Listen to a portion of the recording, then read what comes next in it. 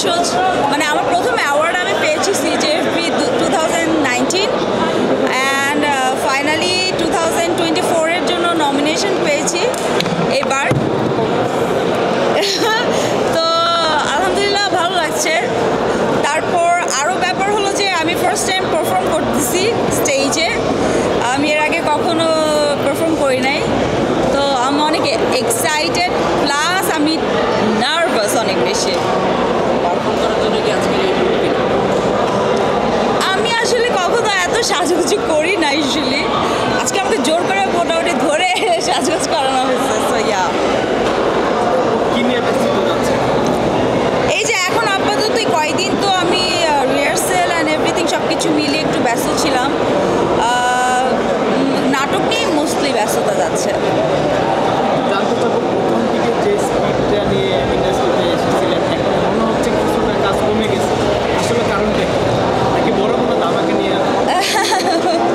বড় ধামাকা কিনা জানি না, বাট আমাদের এখন বোধহয় আপনারা সবাই জানেন যে আগের মতো গত বছর যেভাবে কাজ হচ্ছিল এই বছর সেভাবে কাজের মানে কন্টিনিউশনটা নাই। তো হোপফুলি আর 4-6 মাস পর কাজের গতিটা আবারও বাড়বে, এটাই আশা করি। সো ইয়া, আমাকে না রিহার্সাল করতে হবে, আমার যেতে হবে।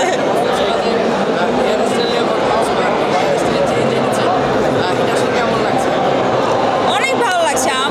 আমি বরাবরই হচ্ছে যে কোনো নতুন কিছু শুরু করবার আগে, লাইফে কোনো নতুন কিছু চেঞ্জেস যখন আসে তখন আমি হেয়ার কাট করি। সো ইয়া, ভালো লাগছে।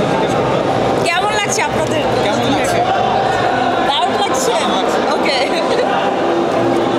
আর কোনো কোয়েশ্চেন? অ্যাওয়ার্ড প্রোগ্রামগুলো আসলে দেখি যে তারা ফ্যাশন নিয়ে একটু বেশি সচেতন থাকে কাজের তুলনায়। কাজে তাদের একটা কস্টিউম থাকে, ফ্যাশনে কে কাকে ছাড়িয়ে যাবে, কে কী ধরনের ড্রেস করতে পারে, এক্সট্রা ভাবনা থাকে। আর সেক্ষেত্রে কালকে রাত থেকে আসলে কী ভাবনা এসছে আপনার মনে? আমি আসলে কি কাপড় পরবো এটাতে বেশি নার্ভাস ছিলাম। আমি পারফর্ম করবো এটা নিয়ে, বিকজ আমার স্টেজে উঠতে হবে। আমি স্টেজে উঠলে আমার হাত পা কাঁপাকাঁপি শুরু হয়ে যায়। মানে এতগুলো ক্যামেরার সামনে আমি ভয় পাচ্ছি না, কিন্তু স্টেজে উঠলে আমার অবস্থা খারাপ হয়ে যাবে।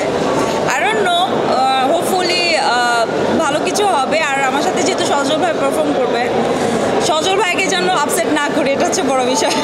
দুজনেই তো নাচে খুব দুর্দান্ত আসলে। নো, সজল ভাই একদম প্রো, আমি একদম কিছুই না। সো